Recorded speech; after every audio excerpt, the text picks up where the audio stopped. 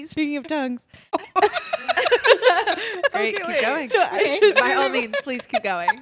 I Begging. just remember we had our like book club retreat last year or whatever. And I was so glad we all had separate rooms. And I was talking to Emily about it. And I was talking about my tongue. And I was like, my tongue is so big, I actively have to keep it in my mouth. And I can't share a room with somebody because what if my tongue's just like wagging in the middle of the night because I don't have control over it. Because you had posted. Oh, because I posted a Bryce. cosplay as Bryce and my tongue was out. And I asked. She goes, is that photoshopped? Is there autism at play? The way that I am like, Well, there was a line. And I was so like, oh, that's did just you- my tongue. I didn't think it looked crazy long, but I thought I saw little lines. I was like, did you add girth to your tongue? girth is crazy. Yeah, that's a crazy thing to say. Oh my god. Anyway. Oh man. Well, I'm happy to report I'm normal. Speaking of normal. You're a normal person. Yeah. I you're a normal am person. normal people. Yeah. Great. We have a book to Excellent. discuss today. We do. Shall we? If you insist. Hey, welcome to Always Booked. I'm Olivia. I'm Emily. I'm Hannah. I'm Dani. Talking about normal people. Sally Rooney.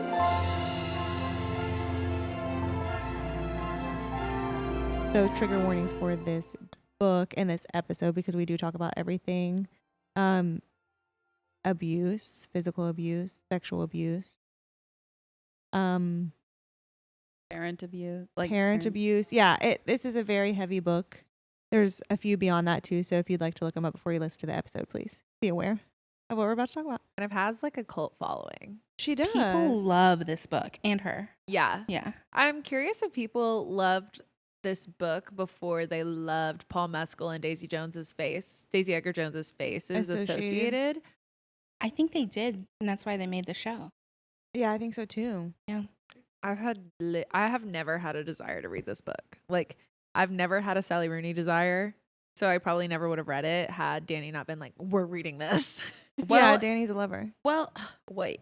Okay. That's no shade. No, I No, know. yeah. But okay. So I was like, the book is short, number one, which is Period. appreciative. And it's also one book, which we always get in the Sure. situation of like, we can't, it's hard to find single books that also have a lot to talk about. Yeah. You know? And so I was like, I think we could all finish this in like, 2 days? Yeah. And she's right. Yeah. And so that's why I was like, this is a good one. And I'd already read it. So I was like, easy. Yeah. But also is on your list of favorite books last year. You talked about it a lot. Yeah, it was on my list of favorite books. So I had never read anything by Sally Rooney before. I'd actually tried to watch the show. And I say try because I didn't finish it. So I think I got like 3 or 4 episodes in and I was like, I should probably just read this book and then like come back to the show because then I'll probably appreciate it more. And that's exactly what I did. So I obviously like, and this isn't really like a spoilery book. Like there's not much plot, I would say. Yeah. Like you're really just following the story of 2 people. Maybe I should give a brief summary. Yeah. Okay, so normal people, the 2 main characters are Marianne and Connell. You begin with them in high school and you follow them through the journey of essentially like their like adolescence into adulthood.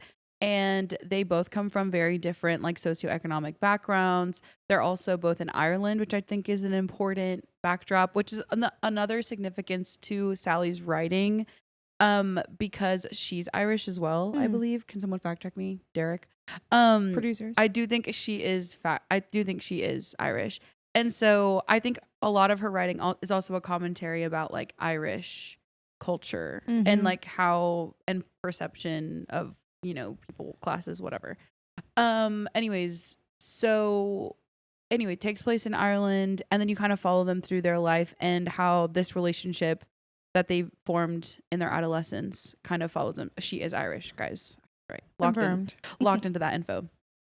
Yeah. So it's essentially the book, but like a lot of life happens obviously in between. You learn about Marianne and Connell and how both of them and like their upbringings and their interests and also like the perceptions of the people around them really form them into adulthood, which I think is also very interesting. I don't know. It is a very interesting read. That's why I kept on thinking about it. People living. Yeah.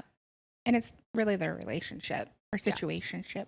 Yeah, Yeah. for sure. How This it is progresses. the world's most frustrating situationship. Right. For Yeah. sure. I feel like it's so real. Yeah. I feel like I know people in this situation. I feel like that's probably why it's so I feel like frustrating. I've been in parts of it. Yeah, Sure. you know? absolutely. I would think most people can identify with some part Mm-hmm. of their story in some way. Like you can put yourself in a piece of it. Yeah. I saw a TikTok and a girl was talking about how she didn't like the book because she couldn't relate to the characters at all. And I was like, Oh, Congratulations. how Yeah. lucky for you. that's what I was thinking as well. Good job. Yeah. Congratulations on your health. Yeah. Yeah. You're good parents, probably. Right. Yeah. And everyone in the I mean, my comments. parents are good too. I know Dad. they're listening. Yeah. That's not what I meant. Dad, Mom, we love you. Yeah, for sure. And I also think the parents I feel like is another great topic that's Mhm. also mentioned in this book because you do meet Connell and Marianne's family and how both of them are really just trying their best. Okay, so wait, let me start by asking the class. What did you like? What are just your first impressions of Marianne and Connell? What did you guys think?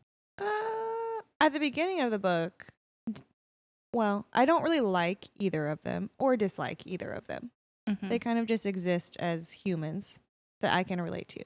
At the beginning of the book, I dislike Connell more because at the beginning, he's just like, oh, I want to hide a relationship. You're weird. I'm cool. You know what I mean? And you kind of like feel for her because she's like, oh, I feel like a weirdo Mhm. just trying to exist in this place where I feel like I don't belong. So I think I was more endeared to her at the beginning and kind of didn't like Connell more. And then by the end, I was like, these are just two people. My thoughts exactly. Yeah. Hated Connell when they're in high school, but indifferent about them now. I think the way she sets them up in the beginning is really nice in the sense that you understand that they're each other's foils because she is this girl from a rich background who everyone dislikes and she kind of has like a very turbulent home life. Mm-hmm. And then he is this like really well liked athlete.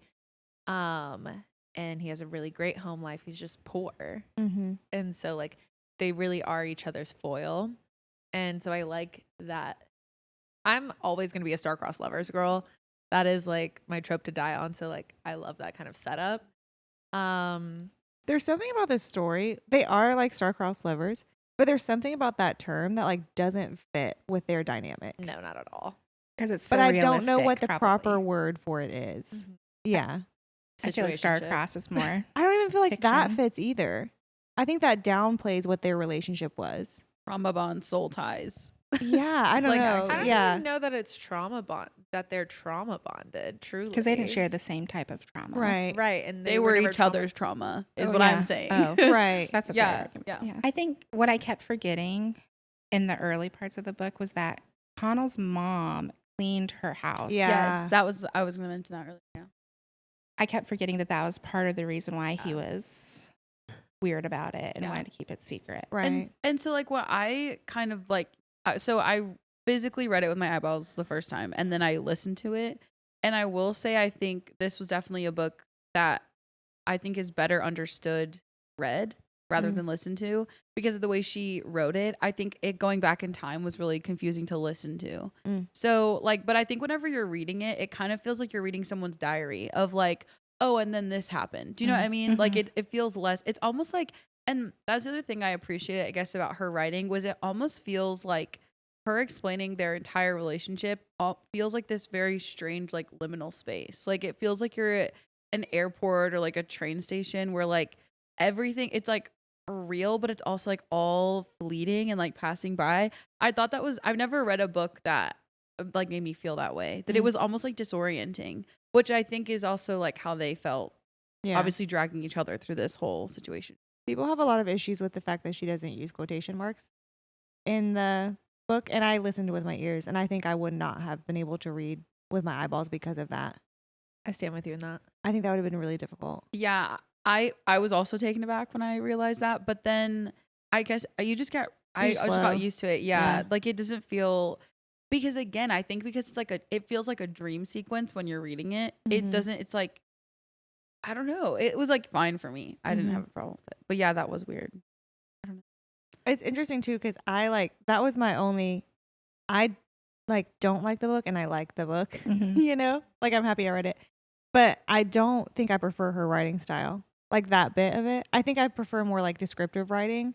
And it was just, they went here. This person dropped a cup. This person punched her in the face. This person. And I was like, well, I could write that, I think. Yeah. Yeah, it is like reading a script. Or Yeah. listening to a script. Yeah. Which I think frames it in a better way though. Because at first I was like, is she just like an elementary sort of writer? But I think it was purposeful and script like. Yeah. Yeah.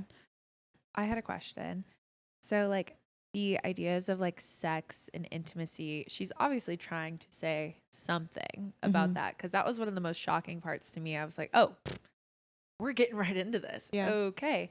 And then as the book kept going, I was like, no, this book is all about sex and intimacy without being about sex and intimacy at all. So I'm just I think curious. that like, is the point. Because sometimes life is about sex and intimacy when it's not about sex and intimacy at all. Like, I think that is the point. Your experiences, your trauma, the good things that happen to you, like who you are as a person reflects in your intimate relationships and your sexual relationships. Like, they are the same thing. That's kind of how I took it anyway. Yeah, that like you can never remove like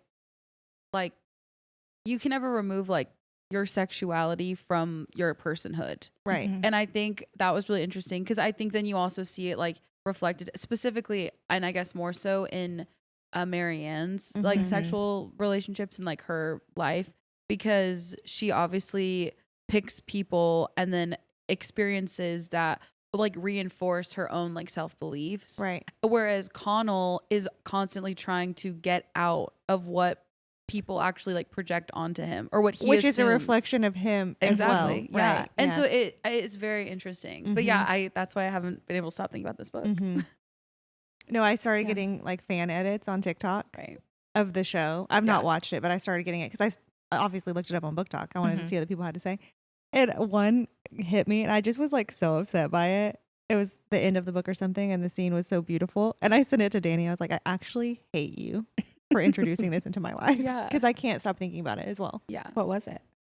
Well, I think in the show, the ending seems like it's a bit different than the book. Mm-hmm. There's like maybe a little more closure, but it's their conversation of like him saying, I've been accepted or I had this scholarship to New York. And she's like, you go, I'll stay. And it's word for word from the book, but it's their faces like expressing all the inner dialogue that you read about. Yeah. And it was just devastating. Yeah. Like that feeling that you get when you are at the end of the book and you're like, okay. Yeah, I was mad. Yeah. It felt Yelled like at that. Dani this morning. Yeah. They don't even end up together Yeah. for all that. Of course not. Yeah. They can't. for the better. Absolutely. for the Probably, yeah. better. Yeah. Like when you know people that are in a relationship like this, I think as a like bystander to that relationship, you get to a point where you're like, please forget about each other. Wow. Like your Why do you friends, think? Like what makes you feel that way? because your friends are so tired of going on this roller coaster of like, bro, if you want to be with her, be with her. Just be honest about it. Just like say something. And like if your friends get to the point where they realize this is never going to happen, then let it be. Mhm. Stop picking at a wound. Just move on. Also, like who I am as a person is so like, I don't like to exist in a gray when it comes to relationships. And so like that whole situationship, wishy-washy, like never saying what you mean, never fully communicating, because communication is such an issue in their relationship. There's even that whole scene where Marianne and Connell she's like, you left me on the dance floor, which, hey, picking at a wound. And he's like, no, I asked if you wanted to come with me. And she's like, no, you said you were leaving. Like that is the crux of the issue here. No one is communicating in a way that affirms the other in their life, despite that being how they feel. And that is just not how I operate.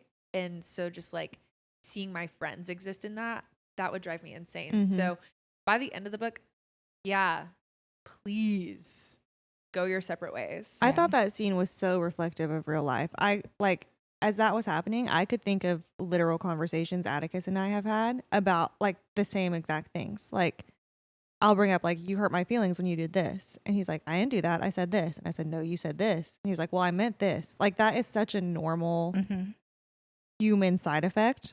Like, you speak through your filter, you receive through your filter. And they were never on the same page with their filter. Or they never made an effort to get on the same page. Right. And then like fast forward when they're in college and the restaurant he's working at closes and he's like, oh, well, I can just live with Marianne, makes up that idea. I and then, hated that. That made me so mad. And then he goes to her house and like doesn't say that. She was like, oh, so I guess you're going home then. And then he was like, yeah. And he said, I guess you want to see other people. But it's like, y'all could have and then in that moment, like this is when I think I appreciate the writing, when it's like he knew that moment was fleeting and it was gone. And it's like I feel that way too, because like sometimes it really does feel like you have a window of opportunity to like be vulnerable, and then it's just like walls back up. I think it's that. It's scary to be vulnerable. And he was like, I see potential danger here of me getting hurt, so I'm not going to be vulnerable. Yeah. Over and over. That's what they both did. Or also wanting the other person to read your mind, or so to you know don't what you have to think. be vulnerable. Yeah. Even if it's subconsciously, like you want your partner to be able to like understand and know how you're feeling or what you actually want. Yeah. Without you having to verbalize it.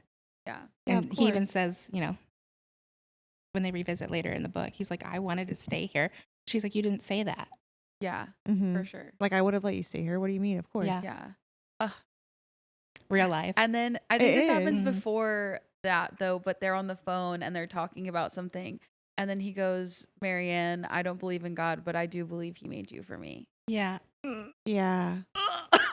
That also frustrated me. I do remember like hearing that because I listened to it and being like, hey, you can say that all you want.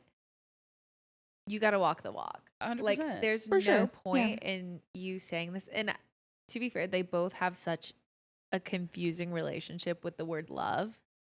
Like, when she is dating that one guy, the Lucas maybe? Is that The photographer? The photographer. Yeah. And he's like, I love you. That's like her switch. She's like, no, you don't. Yeah. This is not love. Mm-hmm. You can't just like fling that word around, essentially. And so, I don't know. They were frustrating for me. Yeah. Well, and then Connell, when he's dating Helen. Helen. Yeah. He was like, I can say it so freely. Well, and I think because Connell never told Marianne he loved her. Mm-hmm. And I think like Connell, his connection to the word love was, I think, also like getting out of his. So, okay, when I was in Bible college, LOL, we learned about like the Old Testament, whatever, and how that culture was very like honor shame. Mm-hmm. And it reminded me so much of like this, and like hearing the book again reminded me of that as well, because it felt like Connell held that kind of same standard of like, he felt so much shame being from a working class family and also falling for the girl that employed his mom. And there's actually a sequence that they are talking about how, I think it's Connell like reflecting on their relationship in high school, how like Marianne's family like essentially sustained his family, but then whatever money his mom got, she would give some to Connell, so he would have money, which then he would spend on Marianne. So it was like this cycle of like, it was a power dynamic that was there because Marianne's family was like providing for him, and then she also had no problem paying for things when they dated in college and things like that. So it like brings up that whole like weird tension as well with like finances and relationships and like in class and that as well. So yeah, I think that was something else that was very interesting. Mm-hmm. Yeah, I think the book largely was about class and how that plays out in relationships in life. Oh, but I think Connell, his relationships and why I think love came so easily with Helen was because she lived in the reality that he wanted to also be a part of. You know what I mean? Like, it would get him out of this like shame cycle that really only existed within his internal universe, because even when they're in college and they find out that everyone in high school knew that they were dating or like they were like into each other, and he's like, they didn't even care. And then he tells Marianne and she's like, okay, like she doesn't even know what to do with that. She's like, I always loved you, basically. Like, it's just crazy. Mm-hmm. And really, for like this being a giant miscommunication trope book, they communicate so much. Yeah. Like so Yeah, much it's a is said. Different type of miscommunication. I don't know. Yeah. It's a guarding of self kind of communication. Like Yeah. I feel like any iteration of love that I've ever heard people discuss is like it's so selfless. This is such a like reverse of that. Like I'm keeping everything very close to my chest because my feelings are my feelings. Mhm. And I'm not going to go somewhere vulnerable without someone else going there first. Mhm. And like that's just never going to work, I don't think. Normal people, there are different parts that you're going to resonate with and like that you've lived. This is so silly, but the part that was so interesting for me was the class of it all. When he's talking about his scholarship and then he's like, now I Yeah. have money and now I can like go on this trip. And Yeah. he's like cosplaying being rich, essentially. Mhm. Mhm. And I said, oh, yeah. But also when they That's have a like- discussion, they talk about it, about Yeah. the scholarships, and he brings up the fact, because Marianne is like, oh yeah, I think scholarships are great too, and he's like, for those who can't like afford to do it, and she said, no, I think scholarships are a way to prove like that you're good enough. It doesn't have anything to do with money. Right. And that conversation like completely showed where they were, how they were raised, Mhm. how Absolutely. their class is completely different. His is for survival. If I don't get this, I don't go to college. Hers Right. is, I have something to prove. Either way, I'm going to Mhm. go and I'm going to be great, but I have Right. something to prove. That conversation was crazy. Which both of those things are vital to their characters. Right. Because you can't really fault either of them for Yeah. thinking that way. yeah, it just shows the divide. Yeah. It also made me sad that I feel like throughout Marianne's whole life with Connell, like whether he was presently in her life or just like a figure, the way she would always defend him with her friends when they were like, Yeah. he was dumb, whatever. And she was like, he's the smartest man I've ever met. Like, was just always in his corner. And you really don't see that from Connell until she's like in physical danger. Right. And I think that also obviously shows like a huge crack in their relationship, that like he was only willing, like he didn't ever feel the need to like defend her character or her integrity because it would come at his expense as well. Yeah. And so I think that just like shows obviously his immaturity and just like his unwillingness as well to like love her actually, you Mhm. know. And a part of me also thinks like, number one, at the end of the day, like I do think Connell is the villain, like don't get me wrong. But I think he also like I think a lot of the reason why he liked Marianne was like the power that he had over her.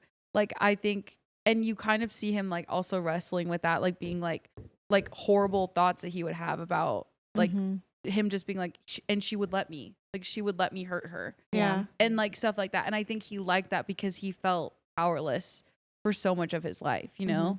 And so I don't think he ever. I think there's also the question of like, did she choose Connell in the sense that like she is constantly choosing these destructive men? Like Connell was an inevitable. Was it a proximity thing? Was it this power dynamic? Like, did the trauma with these men start with her choosing Connell and him like not taking her to the dance and like not defending her? No, I Or think it was started with her abusive. Their father. Yeah. he Yeah. the product? Yeah. Yeah. Yeah. Yeah. And there's something to be said about familiarity. Like they're so comfortable with each other. So it's like their default. Yeah. Anytime there's a They life know each change. other. Yeah. And also, Marianne, every time she's with Connell, Marianne does make Connell better and like pushes him towards things, whereas that's just not reciprocated. Yeah. Connell's not really like not encouraging, but like really interfering until she's in physical harm and like she's with men that are treating her like doo-doo. What's so Mhm. interesting is I didn't see either of them as the villain. I didn't Like- either. It wasn't like they both were unhealthy and bad for different reasons, but I don't think either of them needed to be the hero for each other, and neither of them were the villain for each other. Maybe I didn't see anyone as a villain, but I definitely saw Marianne as a victim. I think And Connell- that could just be Of my abuse, I think, yes. right. And I just see that like bleeding into every aspect of her life. So ultimately, I think I was just understanding her to be a victim. I see. I think that's how she saw herself as well. Mm-hmm. Yeah. I don't know that she was I don't know. I mean, maybe she was. I never saw her as a victim of Connell. They were both like a victim of their bad choices together. I don't think You I know what saw mean? her a victim of Connell. I think I saw her a victim of circumstance. Sure. Like her circumstances, which have like perpetuated Absolutely. a poor choice. She has On that her monologue towards the end of the book where she's like, I don't know why I can't just be a normal person. Yeah. Like, that's Yeah. so sad. Yeah, it is really sad. I just feel like Connell is the villain to me because I think he was aware of how much power he had over her, and he confirms that, and like as a reader you know that he knows, and he like continues to perpetuate the cycle of this control that he has over her rather than like giving her that time and space. I think she does the same thing though. Hers just doesn't look like, because she's more submissive, hers doesn't look as clear as like, oh, I have control over you. But she is well aware, I think, of her emotional connection and control over him as well. I don't know. Yeah, I don't know either. Why do you think that? I mean, Speak on it.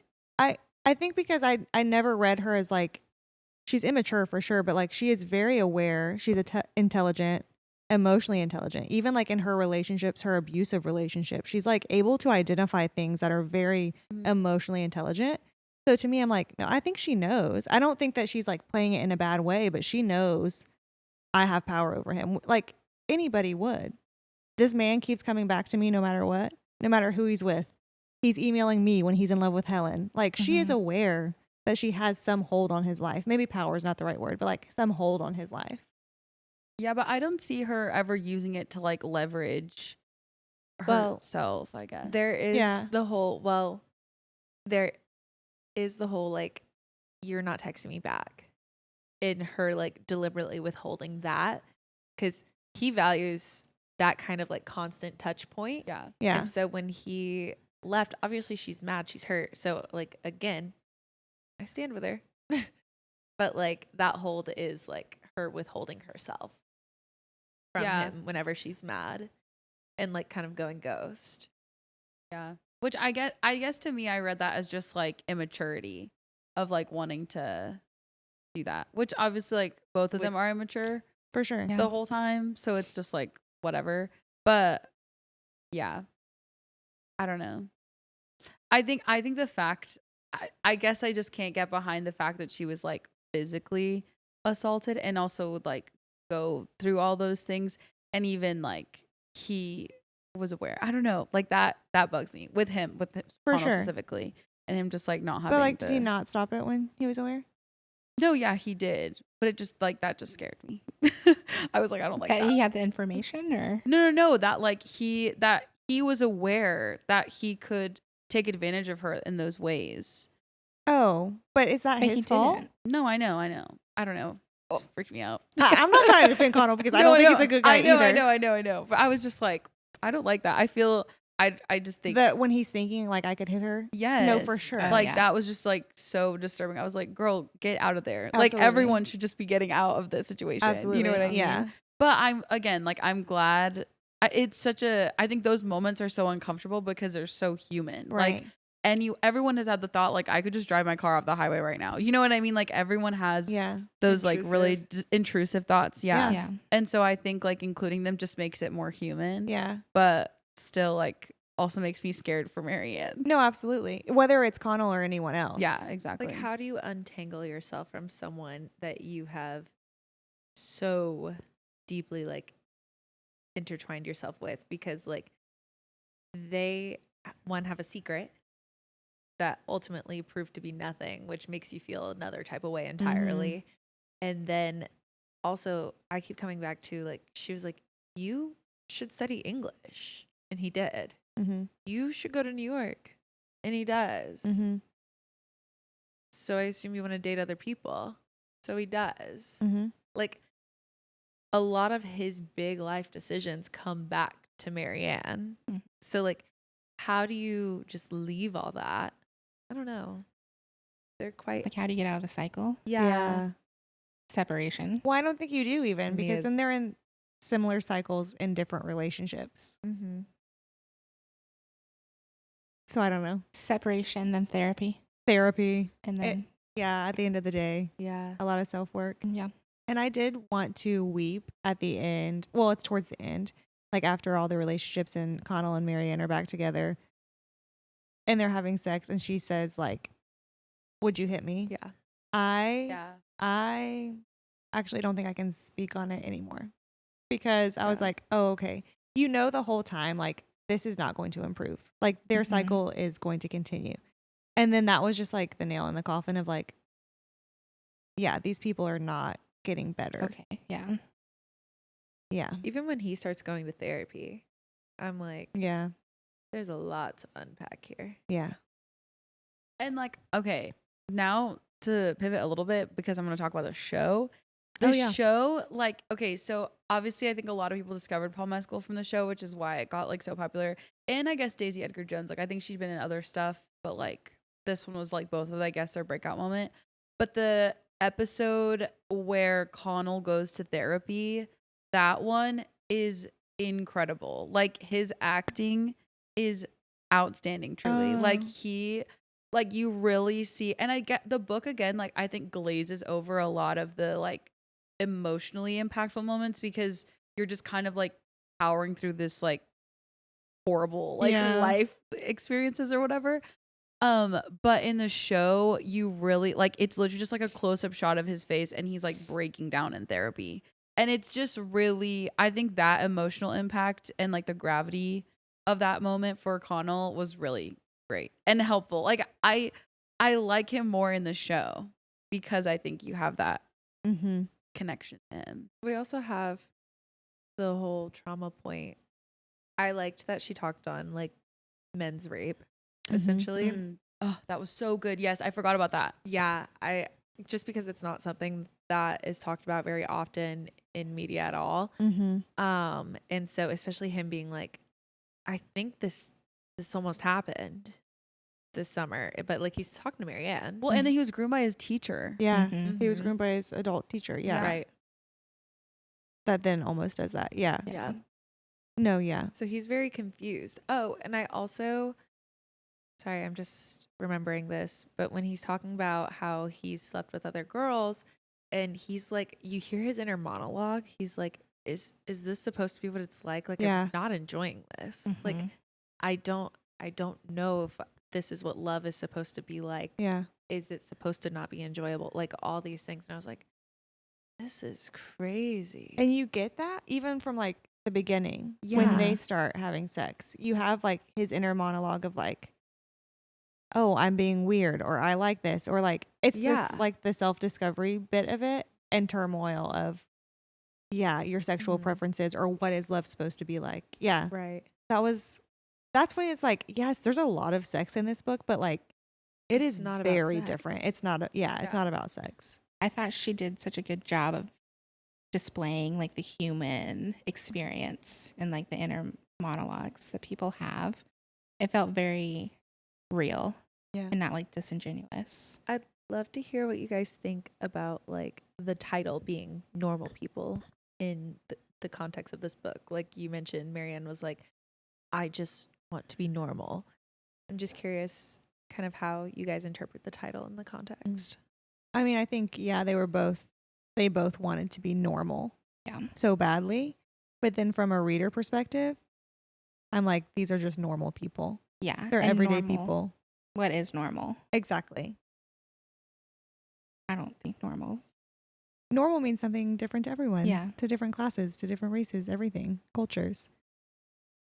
What did you think? Agreed with Marianne in the end of being like, I just want to be normal. And I was like, girl, and you're not. And your circumstances are not normal, should not be normal.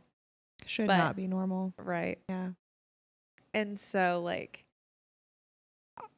I get that yearning, that longing, because there is that kind of desire for something that they're not Mm-hmm. on all fronts. Mhm. Like, I think Connell is in such emotional turmoil because he is having the hardest time trying to, like, discover himself, and he doesn't know how to, like, contextualize himself.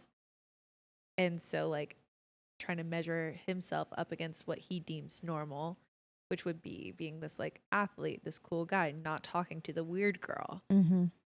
And so like normal people being this goal, this idol of theirs that they look up to. And then like speaking on that with Connell, like him not picking things that he like shouldn't be up to himself, and then him with like the girl that he should be with being like, you're not cool and that's what I like about you. Mm-hmm. And then him being like, WTF, like everything in my life is a lie. Like I thought I was so cool.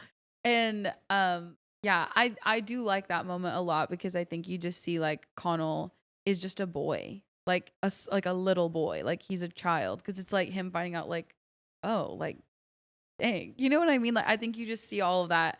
Like it was such a vulnerable moment in the book, and I don't think his girlfriend even realized that. No, yeah. But him just like, yeah, just realizing that like what he's, I guess this image he'd worked so hard to portray just wasn't mean anything. working. Yeah, it didn't mean anything Yeah. to someone that should like, I guess, understand that or understand him. Yeah. Crazy. Sucks. I did also just have like a very painful thought. Like I had a TikTok edit that I just made in my mind. I don't want to see it. You know what I mean? But to the tune of Some Protector by Role Model. Right. Yeah. Right. And Yeah. we're all going to listen to that song, and you guys are going to think about Marianne and Connell, because Great. the whole purpose of the song is literally called like, okay, so it's called Some Protector, and he's essentially just saying like, I'll always be like some protector to you. And just like, you're just a guy in her memory that like protected you at one point in your life, that made you feel safer or whatever. And then the whole bridge is like, am I guilty? Am I sorry? Like, am I like something? I don't know. It's like so good. But that is Marianne and Connell's song, because for real. And I think for obviously for better, for worse, my opinions don't matter. For them, I do think Connell will always be Marianne's like some protector in her past, and, you know, in her, the rearview mirror of her life. Like that is really who he was to her and for her. And like, yeah, I hope Marianne got help. Yeah. The book ends. Do you guys think beyond the book, the reality is that they still speak, or do you think that was like closure? No, I don't think they're healthy enough to have closure and not continue on. Yeah. In my mind, I think they do speak, and then he goes to New York, and then hopefully that an ocean between them helps them both heal, and then they find their own people. Be for real, Emily. I feel like people have been in this situation for Yeah. eons. I mean, tons of people go through this For sure. and make it out the other side. Yeah. Yeah. I just assume that they're perpetuating the same things in their new relationships. Probably. But Well, it seems almost like they both have like I don't think they're hopeless. Oh, I don't feel like these people are hopeless either. Connell and Marianne. I never felt, I mean, like during the story, yeah. But at the end, it didn't feel hopeless to me. Yeah, so that's what I'm saying. They both go on with their lives and figure it out. Yeah. they're not soulmates. We all agree. I don't think so. I don't know. They could have been, maybe. I too toe the line of two people like that should just be together. Yeah, I'm not saying Yeah. that they're healthy, but I don't know that I could say they're not soulmates. If They're- soulmates exist. I think they were always like, maybe not like to the point of like star-crossed. I think that's too romantic. I think they were like always two ships passing. Like they were always like they happened to be in the same place at the same time, and like they could identify with like similar experiences within like both of them, and like they all had, you know, similar things. They were carrying similar things, Mm-hmm. you know? Mm-hmm. And I think like that made them connected, and Yeah. it made them endeared to one another, to the Mhm. familiarity Mhm. part of that. But I think they were always destined to like go their own ways, you know? Yeah. Yeah. It was a long ship though. And I think Oh. soulmates Mhm. might not be destined for each other either. Yeah. But I think you can connect so deeply with another person still. However, I don't know that they shared enough of their souls for us to know if they're really soulmates. Yeah. I don't know. They're products of circumstance. Yep. Like she was desperately trying to escape, and he was desperately trying to conform. Right. Very hard. And also escape. right. Mhm. So I don't know. Crazy. It's a good book. It is Like, it's awful, but it's good. I yeah, agree. A lot Yeah. of discussion. a lot Yeah. of Read it with your friends, a book club, whatever. You have plenty of things to talk about. Yeah, definitely a book worth discussing. For sure. Something I will also say that I appreciate about the writing style is I feel like the tone of the writing really matched like the melancholy energy of the entire book. Mm-hmm. Like there is not one bright spot in this story, and you should know that going in. That's Yeah. true. There's nothing funny happening. Nothing is happy here. Like Nothing is enjoyable. it's very like if this book was a color, it would be like the most washed color of like blue. Like Mhm. no life, like death. Yeah, It would be it's so not sad. good. Yeah. And I did not know that going into it. And that's on me. So- I had a lot of preconceived. Like I Oh, thought yeah. it was going to be a like desperate romance almost. Like Mhm. More like the- romancy. a little bit more romancy anyway. Like I thought there was going to be like secret love affair situation cuz like we didn't talk about his mom nearly enough, but like her constantly being like, what are you doing? She's awesome. Mm-hmm. Pull it together. Mm-hmm. Is she pregnant? Mm-hmm. Like just all that stuff. She was the bright spot. Yeah, that's But- true. Yeah, I just had a lot of preconceived because I was like, oh, one, Paul Mescal, Daisy Edgar Jones love each other. Right. And so I just thought it was going to be more like forbidden romance. Yeah. And it just was. Turns out there's not. no romance. Right. It was not. Just pay. Yeah. Yeah. Mhm. Well. Bummer. What a bummer, but I'm so glad that we were in this together. Yeah. Yeah, me too. I'm glad we read it. Yeah. Me too. Good. Okay, that was my goal. I was like, I just hope you're glad that we were. I'm Yeah. also About mad. it. Don't get me wrong. No, for Right. sure. But Next time I get a fan edit, I'm gonna be pissed all over again. But I don't think this one will stick with me though. Like, I think I'll be able It's to move fleeting. on. Yeah. yeah, unfortunately, I do not. me By as all well. means. And after watching I did go back and finish the whole show. Oh, And yeah, the show, I mean, it's great. I think I told you guys like they really didn't change anything from the book.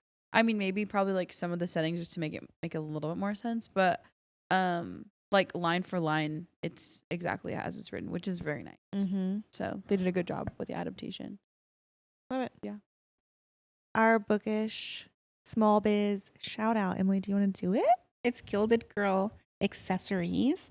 We met them at our Akaton party. Yeah. They are local to DFW as well. Look them up on Instagram. They make jewelry. We're trying to work with them on something special, so Mhm. keep an eye out. They have like ACOTAR jewelry as Mhm. well, and then just like fine jewelry pieces. Yeah. that So are far, they've very been great pretty. to work with too. Very organized, very fun. We love a book girly, you know? They're just out there doing it as well. Yeah. Creating jewelry, Look them up on Instagram. cosplaying, being cute. Gilded Girl Accessories. Like, follow, subscribe. Come to our event. Come to our event on October 17th. We'll be having the most fun, and we want to make sure that you're also having the most fun with us. So come hang out. We'll be having a villains ball. So get excited. Get your inspo. We're already prepping our Pinterest boards. Yeah. Like, vibes are so up. You cannot even believe in this household. We are working on putting it together. Fog machine. Fog Strobe lights. dancing, strobe lights, costumes, Confessional booth. confessional booths. I want to see some Ooh. Volturi. Please, somebody dress up Yeah. as the Volturi and come. Yes. Red contacts and all. Exactly. And by Please. all means, if you want to do it with me, just send me a DM. I'll do it. Right. LOL. Anyways, so yeah, we're going to be having a lot of fun on October 17th. Put it on your calendars, put it on your friends' calendars, put it on your significant others' calendars, and bring them all. Yay. Come one, come all. Everyone's invited. We're Info to on hang our out. website. Yep. Always booked on it. Well, Period. That's it. love ya. Get booked. Bye. Get booked.